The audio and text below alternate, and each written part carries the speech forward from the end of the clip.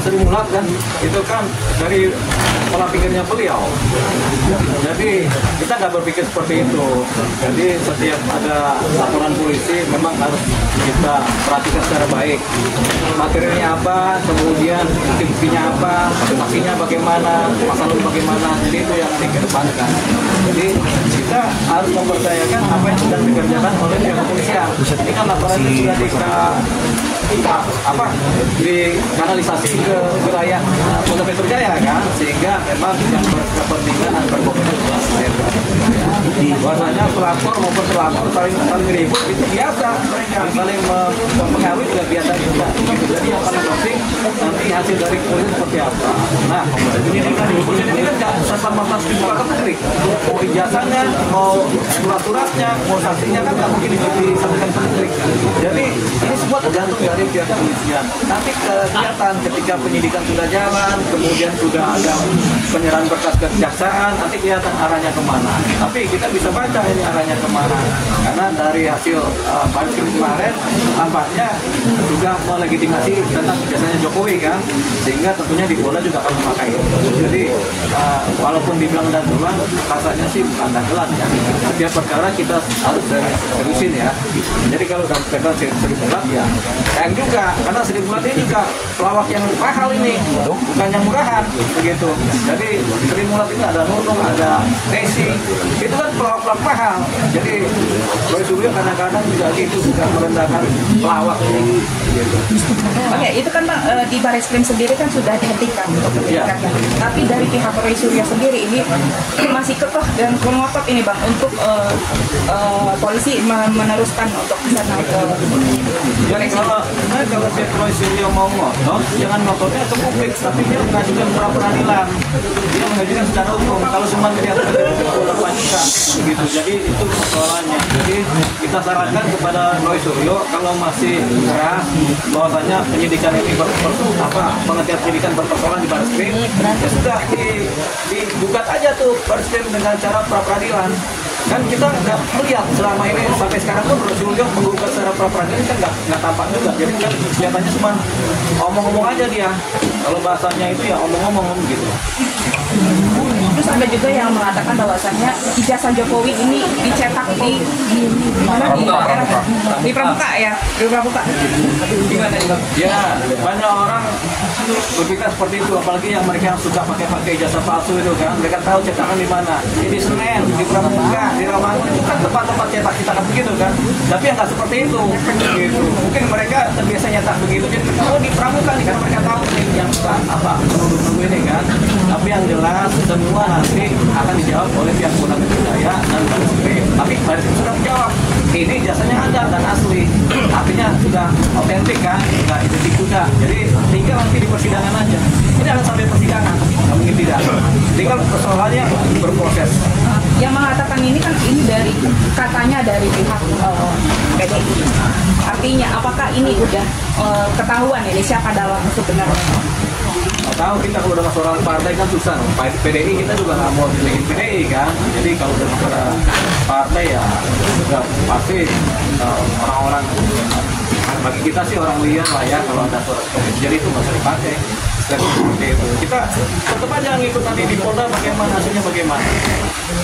Bang, sebagai praktisi hukum melihat ya ada muatan politik sedang pada seperti itu. Ya, ini titipan pesanan politik juga melihat ada pesan. Ya kalau cuma soal ijazah, orang kuliah, orang sekolah diributin, kemudian sampai ramai, tentunya terkait erat dengan politik.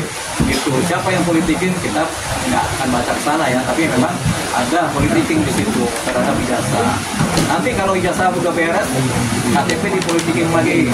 KTP udah beres, nanti kartu keluarga dipolitikin lagi. Kan itu namanya kan niatan, niat politik negatif. Tapi abang mulai dari sisi ini apa? Dari pandangan apa memang harus masuk ke ranah pengadilan tuh gimana sih bang? Ya kalau sudah main politik kemudian dengan cara-cara kotor, tentunya kan ada pencemaran.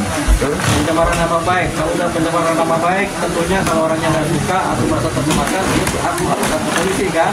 Dan pencemaran nama baik. Jadilah ini berproses di kepolisian kan. Kalau di kepolisian dia jalan terus, jadilah ini masuk ke pengadilan. Nanti ada tersangkanya, nanti ada terdakwanya juga. apa yang yakin abang dari pandangan hukum ini akan jadi tersangka bang? Karena kan ijazah sekarang lari ke sendiri bang, dari Risma sendiri mengelacak skripsinya.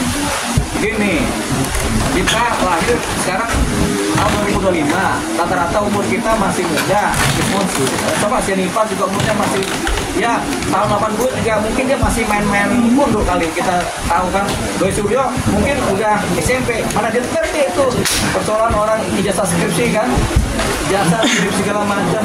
Sekarang kita mau nyari tahu tahun 80, kalau kita aja nyari tahu teman kita yang di fakultas hukum ya, yang skripsi tahun 80-an aja kita susah. Kita mendeteksi apalagi orang tua begitu. Jadi nggak mudah mencari tahu suatu kejadian yang terjadi 30 atau 40 tahun yang lalu. Ini kan kejadian 45 tahun yang lalu. Mau diutak-atik, ya susah. Bang, resikonya umurnya berapa? Umurnya 50-an kan? 55 lah, 15. Nah, itu kan dia kalau kejadian 45 tahun umurnya masih 10 tahun. Apa dia ingat selain kepentingan politik negatif, ya itu aja persoalannya. Gitu. Dia sendiri mau pakai ilmu apa juga akan dapat. Karena kejadian 80 itu susah.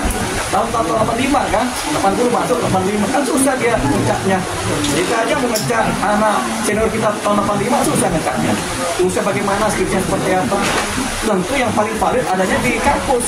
Kita ke kampus kita tanya nih, ini seperti apa nih? Oh ada sudah. Nah sekarang kan ketika ditanya di UGM ada nggak? Ada. Valid sudah. Mau ngapain lagi? Mau barang palsu juga kalau UGM bilang valid juga valid juga. Karena kan yang paling berhak mengesahkan itu atau menentukan asli palsunya sebuah ijazah orang kuliah itu kampusnya sendiri. Ente kuliah di mana? Oh di kampus A. Kita tanya kampus A. Benar, selesai. Kenapa?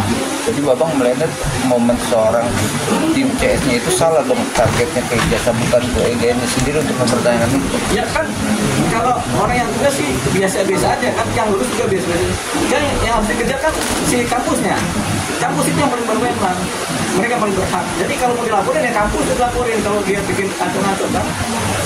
Gitu. Jadi yang salah kampusnya. Tapi kan kampusnya kan kredibel. Masa kita bilang bukan nggak kredibel? Susah juga. Ini bang, kawan-kawan fakultas dari si Jokowi juga melaporkan dari Surya untuk penyemaran ini. Abang setuju nggak deh? Ya kalau mereka merasa dicemarkan, mereka berhak melapor. Jadi setuju nggak setuju, relatif ya. Tapi persoalannya hak orang melaporkan kalau dia dirugikan secara hukum. Kalau secara pidana juga jadi bisa melapor. Bang, polemik ijazah ini kan masih belum juga selesai ya Bang. Ditambah lagi adanya isu-isu yang mulai menyerempet dengan Bapak Jokowi, mulai dari Raja Ampat, pulang dari Aceh gitu kan, sampai yang kapal juga gitu. Ini berarti emang target utama keluarga Bapak Jokowi atau seperti apa sih menurut pandangan atau orang kalau nggak suka sama orang apa juga bisa jadi bahan begitu. Kita nggak suka sama si A, nanti kita ngomongin tentang Ahmad A dengan B. Yang ini nggak cukup tidak lagi bukan, jadi dikait-kaitkan terus gitu. Kalau udah nggak suka itu, tapi fakta nanti kan berbicara gitu. Kalau cuma gosip atau apa mending kita abaikan. Nanti kalau fakta baru kita bicara. Nah ini kan sifatnya kan gosip gitu. Kita curiga aja, sentimen aja gitu. Makanya kalau bahasa sekarang tuh kepo aja lu bagaimana gitu. Padahal nggak gitu. Akhirnya kan jadi fitnah diulang-ulang, jadi kayak benar-benar aja maka fitnah. Tapi dari abang sendiri udah tahu nih sebenarnya siapa dalam yang di sini. Ya kalau kita tahu tapi kan buat apa kita cerita. Bang, bicara tahu abang kan sebagai praktisi hukum bang. Ada juga praktisi hukum malah bukan berdebat masalah hukum, malah berdebat bertinju. Nah bang, gimana bang? Bertinju bang. Orang hukum? Iya sama. Oh mungkin dia dulunya petinju kali. Nah itu udah aneh itu udah. Kalau udah petinju atau apa udah ribut, udah bukan intelektual kan. Jadi harus berdebat secara hukum bang. Iya kalau hukum psikologi. Tapi tawarannya gede loh bang. Dia nantang dengan tawaran gede. Siapa lawan tinju bang? Abang gimana tuh bang? Siapa mau? Apa? Siapa mau? Si inisial F bang. FO. Siapa? Jennifer dia menantang. Oh, Firdaus. Oh, Woko. Ah itu jangan ditangkapin lah. Firdaus kan. Itu uranium ya di Iran aja itu bikinnya setengah mati itu. Sampai sama Israel kan dibom padahal bikinnya sedikit aja tuh setengah mati jadi spill. Nah ini dia punya gunung uranium di sana kan berarti udah ngancoknya ya udah kalau itu udah ngancok, ngapain lagi kita tangkap yang begini. Bang, sanksi hukuman yang bakal diterima Roy Suryo bang bila ijazah Pak Jokowi ini benar-benar asli bang, sanksi hukumannya berapa tahun dan dikenakan nama baik nggak paling lama tapi biasanya 3 tahun, 2 tahun, 1 tahun tergantung niat baik apa lah. Kalau udah terbukti punya niat baik apa nih, bukan niat baik sih ini ya, tergantung ya hakimnya terduga nggak dia ada kebaikan sehingga hukumannya ringan. bang. Pak Jokowi sendiri kan enggan melihatkan ijazahnya bang, katanya tak akan terjadi kisruh bang. Abang sebagai praktisi hukum melihatnya seperti apa bang? Itu pandangan orang ya, pandangan Jokowi juga begitu. Iya, kita nggak tahu. Tapi sebenarnya diperlihatkan atau tidak diperlihatkan ijazahnya Jokowi itu kontrol. Jadi setiap orang yang punya ijazah tidak wajib memperlihatkan ijazahnya kepada pihak lain, kecuali kepada pemberi kerja. Anda lulusan mana? Oh, saya lulusan dari UGM, ini ijazah saya. Memberi kerja, oh ya benar, ya udah diterima. Tapi kalau orang yang nggak punya kepentingan, kenapa dikasih? Emang masih kerjaan? Kan enggak. Terima kasih bang. Jadi poinnya nggak bukan orang-orang yang sakit hati yang pernah berseteru dengan Jokowi bang, karena kan ada tim dari pendemo yang pernah juga menyangkut pautkan atau mendemo Jokowi saat dia menjadi menjabat, tapi orang-orang ini tidak terima untuk menjadi menteri dan akhirnya dia menggoreng-goreng ini gimana bang? Ya, kita lihat orang kalau di ini tahu sakit hati kan, dia kan dari dalam senjata orang lain. Oke. Bang,